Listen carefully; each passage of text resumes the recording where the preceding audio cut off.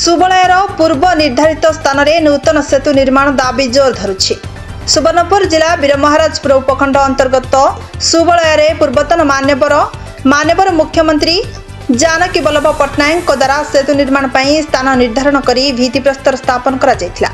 किंतु बड़ दुखर विषय 1998 मसीहा ठारू आज पर्यंत दीर्घ 27 वर्ष बीती जाइथिले सुधा निर्धारित स्थान में सेतु निर्माण आज पर्यंत हो पारिला नाही, जहा फल अंचलवासी तरफ दिन को दिन दाबी जोर धरुछि। देखिबाकू गले सुबलया आंबसर भटा सेतुर दूरता केवल 1 किलोमीटर, किंतु एबे एहाकू जाउथिबा सेतुर दूरता हेउछि 5 ରୁ 6 किलोमीटर बुला पड़ुछि। पंचायतवासी कहवा अनुजाई पूर्वर जदि एही पीडब्ल्यूडी रास्ता हेई हजार हजार जानवाहन जीवा आसिबा करुथिला, एबे सेही स्थान रे सेतु निर्माण न होई अलग जगह किपरि निर्माण कराजिबो।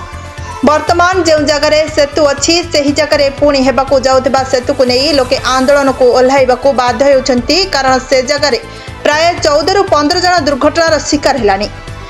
कहबाकू गले सुबलयर 6-7 गोटी पंचायत लोक निर्भर करती। प्राय 50 ରୁ 52 गोटी ग्रामर लोके गड़जात अमलरू सुबलया गोटे सहर रे नामित थिबा परे भी आज प्रशासन अणदेखा परी करुथिबा जणा पड़ुछि।